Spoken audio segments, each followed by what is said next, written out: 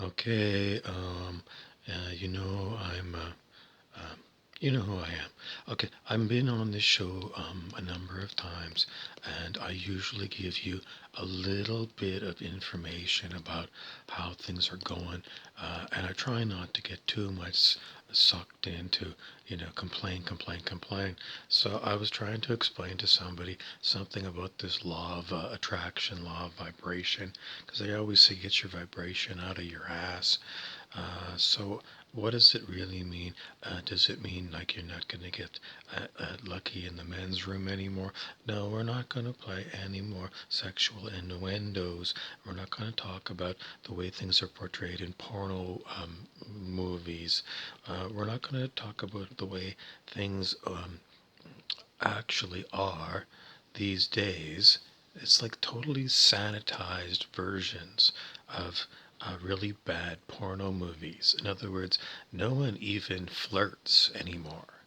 There's nothing. You walk down the street.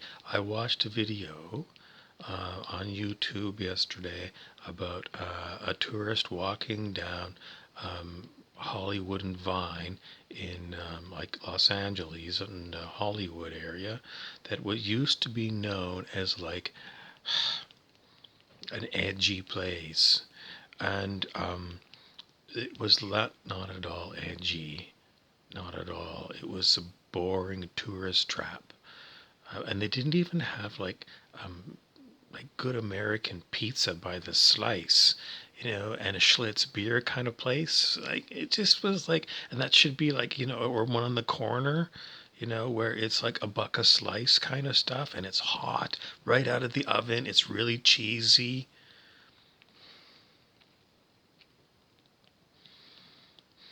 Anyways, I watched this video and I was disgusted with Hollywood. It was like, I would not go there as a tourist. It's like the most boring place. It's like going to a playpen. It's like you put yourself, miniaturize yourself, and then go down to Walmart and buy yourself a playpen, and then you just crawl into your playpen and you can play with child's toys. And that's what it's like at Hollywood and Vine. It's totally made for children. But the simple fact is, the people are walking down the street and they're not children. They're all adults. A lot of young adults, middle adults, not so many older adults. Uh, not a lot of tourists, and this was way before the mask. This was like a video from a couple of years ago.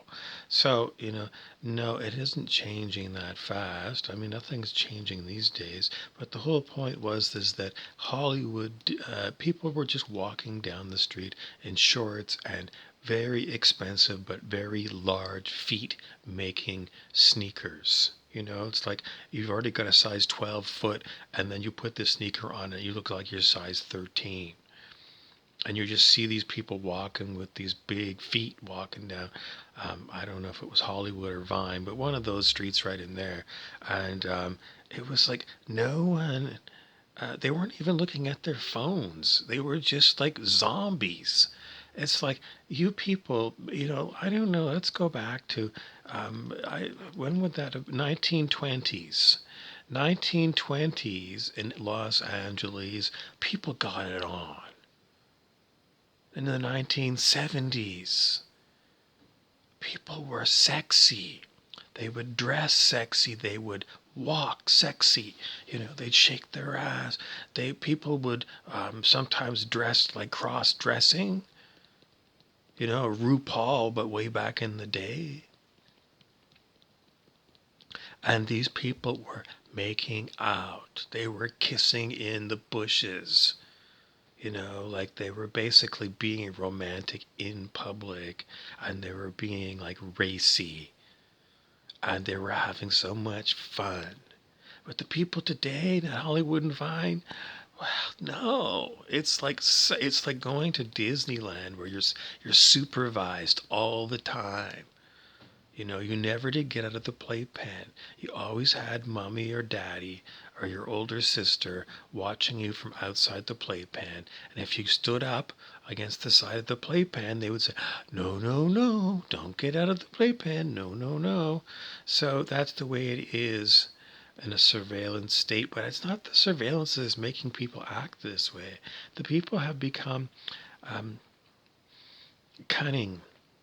They're so cunning that they are cunning how? Well, they're simply wanting to be trying out a new thing, and that is going uber casual.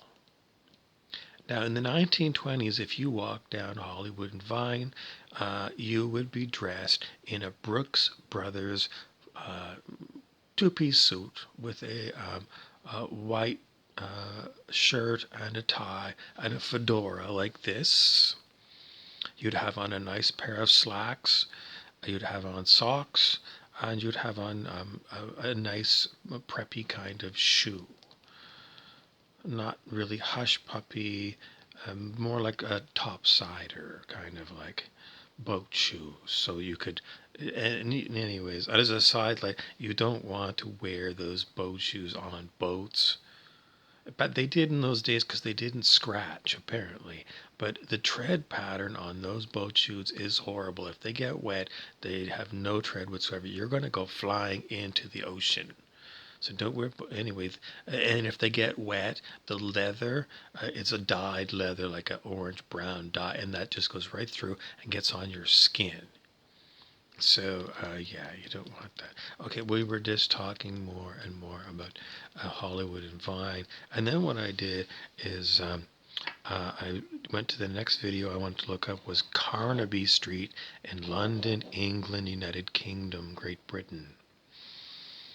And this was a fairly recent video, I would say within, it's hard to tell, I don't know. It's just modern day. Most likely it could have happened like just before the Rona in summertime. So I don't know, like August of 2019, say. And anyways, it was another tourist kind of person that was doing, maybe they were local, working for the tourist bureau, but they walked around the Carnaby Street area. Is it downtown London? I don't know, never been there, but I got a good feel for it, and it is exactly the same as Hollywood and Vine. It's a little bit different. It's more plasticky.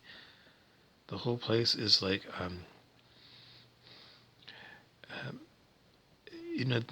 my idea of London is that it's let's go with again 1920s, where the men wear in addition to wearing the fine suit and tie and nice shirt and a hat, maybe not the same kind of hat as California, but a hat and an overcoat, and maybe galoshes, or I'm not sure what they would wear in wet weather, but foggy weather. London fog was like a brand of raincoat that you can probably still get, but very but kind of look and feel. And Carnaby Street is nothing but a circus. It's like, again, the same kind of plasticky looking. Everything was like, oh, the worst thing was in Carnaby Street, they had the Vans shoes store. The California Vans kind of, or maybe it's just very American.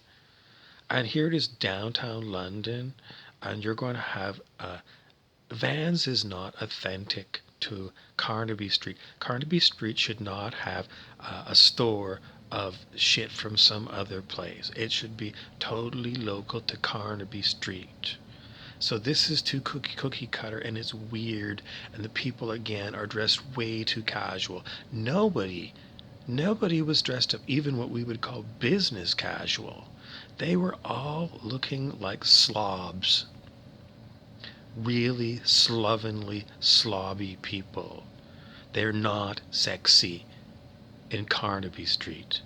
Maybe it's a fetish. It's a sexual fetish. That's it, because those British people are weird.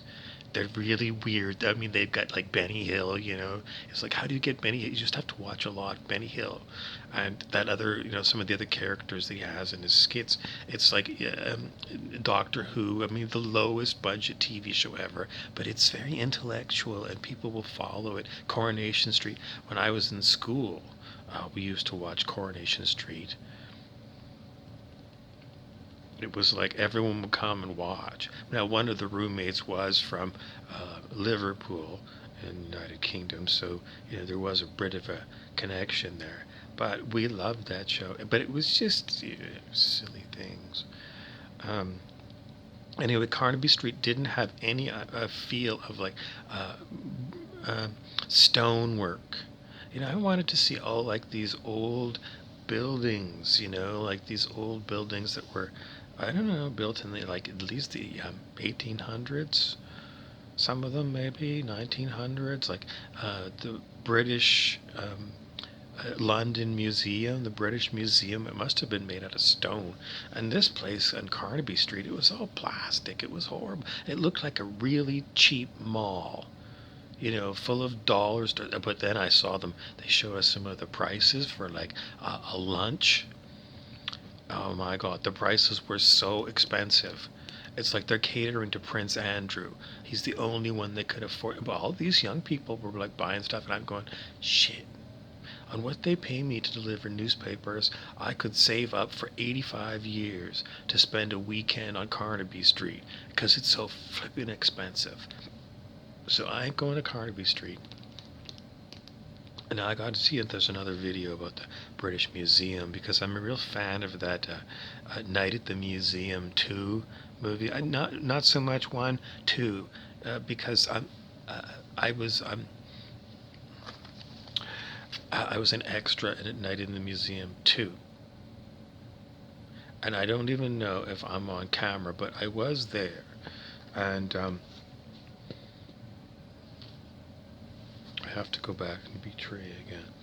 Okay, this is going back to Trey Carstairs.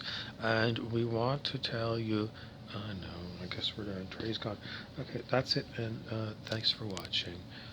This has been another episode of the Cosmic Characters, and it's a Bob Frizzell production. This is also known as a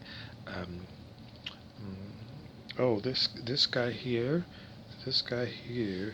is Trey Carstairs, Andrew Carstairs, and he delivered papers for his job, which was like below minimum wage because it was piecework.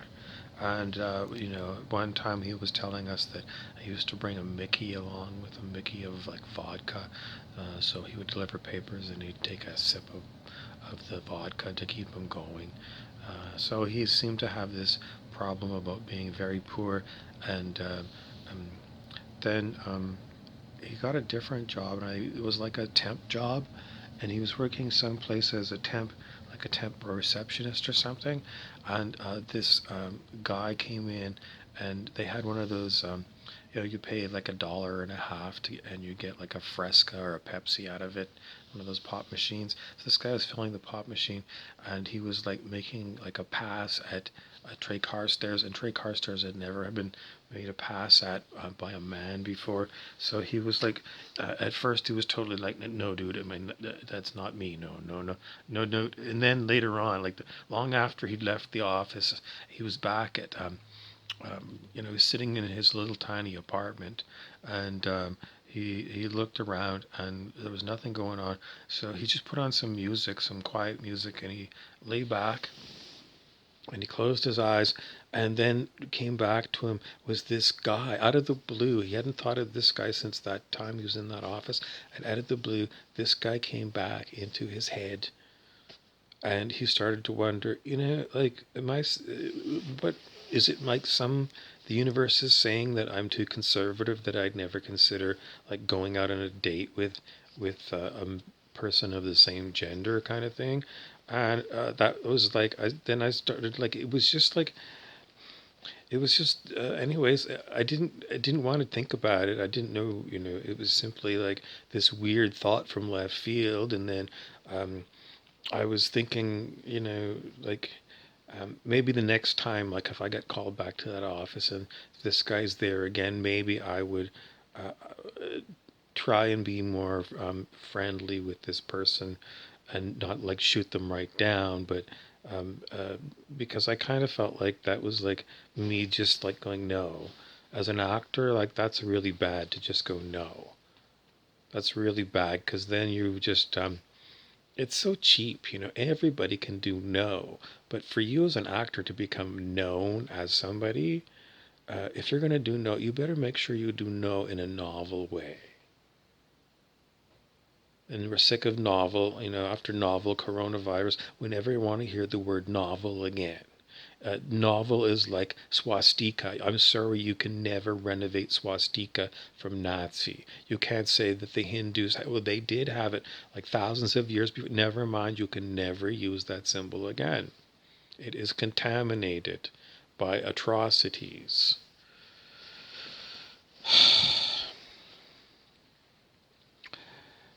I got to start something new. So anyway, we're telling you about Trey Carstairs, and he was questioning his sexuality. He was wondering if perhaps he was sick of his old straight personality, and he just thought maybe it's time for a change. Maybe I really have been kind of one-dimensional in my sexuality. With my some people might be like a long-term marriage, or other people like a non-compete clause, or I won't cock block you if you go out with me to the bar together, and we'll try and figure out if we can be like hang around buddies while we're both looking to score someone else kind of people. In other words, do you want like a wingman to help you get laid kind of person? But that's as far as it goes. It's simply you'll talk about these things. It's still very straight. When this guy kind of comes in, and I mean, you've really never been put on the spotlight in this situation before. Anyways, the character Trey Carstairs that I was playing at the time is not tough as nails. He's known to cry because of his extreme poverty. So um, well, we haven't had an update too much from there. I don't remember what else is going on. Anyways, that's all I'm going to tell you about Trey Carstairs and what's going on with that character development.